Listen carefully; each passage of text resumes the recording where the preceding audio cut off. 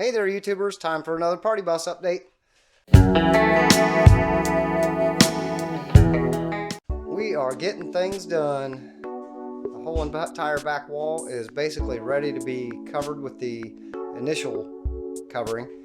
We've even got that original piece up there cut down and refit.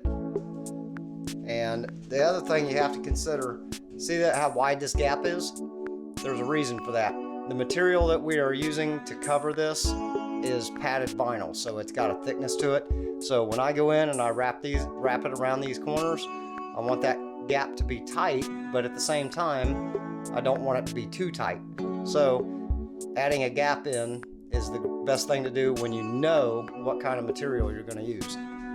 So this whole entire back wall, everything's all been gapped. So that's all set. That way I can just pull all those pieces of wood and wrap them, and that will finish up the back wall. So basically everything back there is ready to be covered. Now if we swing around to the front wall, up here I have not gapped this stuff.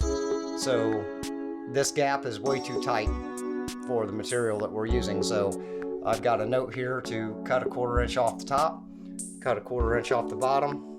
That way then everything will be good when I wrap those. But we do have the front wall, everything all done on the front wall. And also over here in the front part, this wall is complete. And if you notice, this piece is a separate piece from here to up here, wherever my hand's at. But that right there, you can remove that to access the back side of the television if needed. And we did the same thing over here. We've obviously got the 4 mounting holes for mounting the television. And also, something else that I haven't done for anybody else for a while, down here, we're going to hinge this. And that gives the driver an access storage hole for, miscellaneous different stuff. He's got the storage compartment up there at the top, but sometimes it's nice to have stuff down here in the bottom. So if you've got that, that big deep hole right there, you might as well use it. So I will hinge that, and that'll give them some access to different stuff. So all in all, that's what we've got done. Oh, the other thing, you may not be able to see it very well, but I've got two stripes drawn right there and another little piece right here. That is because underneath that's where my 2x4s are. You have to mark that stuff. That way when I go to cut the drink holders in, I won't go and hit a 2x4. So everything has all been labeled and mapped out. Got 2 lines here, got another 2x4 there, and we've also labeled where the emergency exits are. Because right there, I can't put a seat back up against that and cover that window in any kind of way. So we will work around that. Also, I don't know if you can really see that radius there, but I was starting to think about the design a little bit. I'm starting to think, well, if I do a kind of like a wraparound couch in this corner is going to be where our cooler is going to be, and all of the radio controls and the switches and everything. So that side really doesn't need to have a wraparound couch style thing done to it, but this side, I think that would be pretty neat. So as of right now, I do have some radiuses drawn right there, trying to give myself a little idea.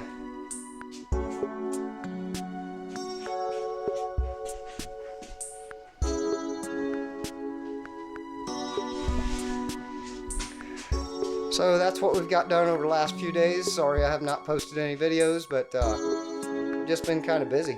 I get into that mode and I just get carried away and forget about the cameras for a little bit. So obviously we have our 2 lines all marked on this side too. So that's all good to go.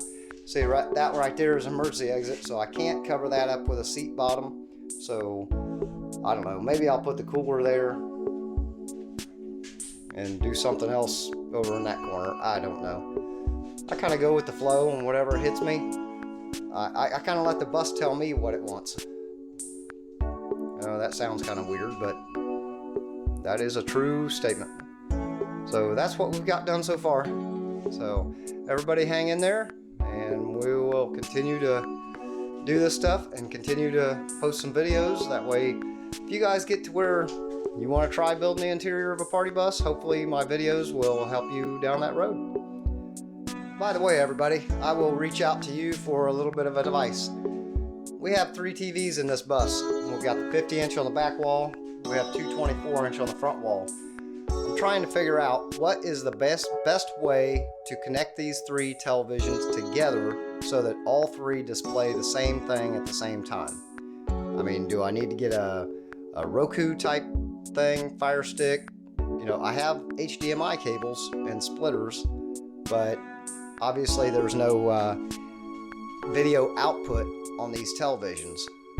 So I can't use like that one as a master and those 2 as slaves, which is what I really wish we could do, but I just don't know exactly how to go and do that. So if any of you have experienced this or went through it, please let me know. I need to figure out how in the heck to get those 2 wires or those 2 televisions wired to that television so that they all 3 display the same thing at the same time. Suggestions welcomed. Alright, so what I've done here, I've got the TV positioned where I want it to the front. So now I need to find out where these mounting holes are. So what I did is, obviously, I cut this piece off to where I'm only dealing with this part right here. But what I did is, I just put a straight edge on here,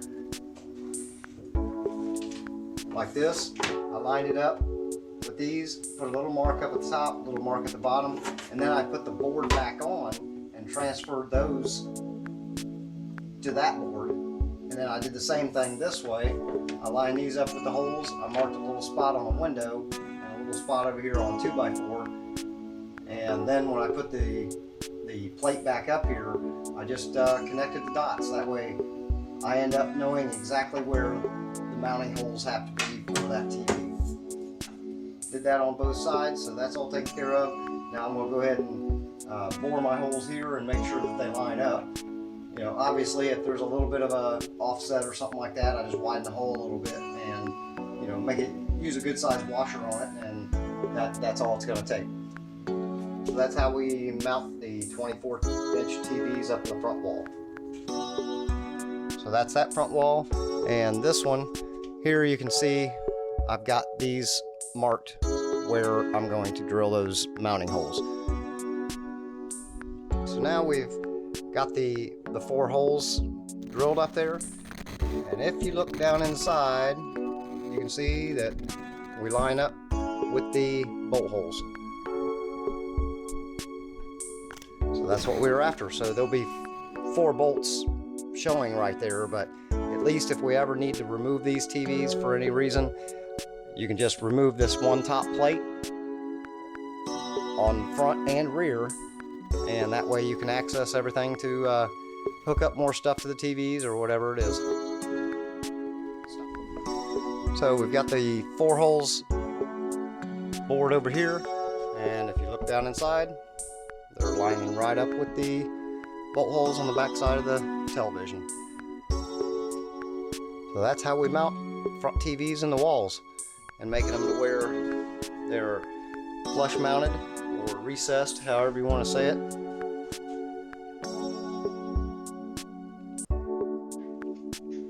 Alright, so I got that piece, the upper piece up there, cut to fit, because that is the original one, and obviously with the wheelchair lift cut out, I had to trim some down right there.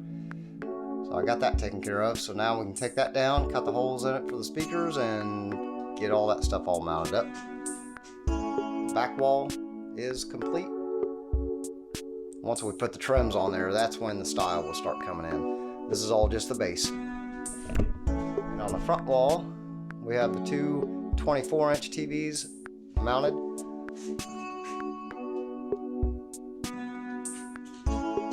That's what we've gotten done so far today. Let's see what I can get into next.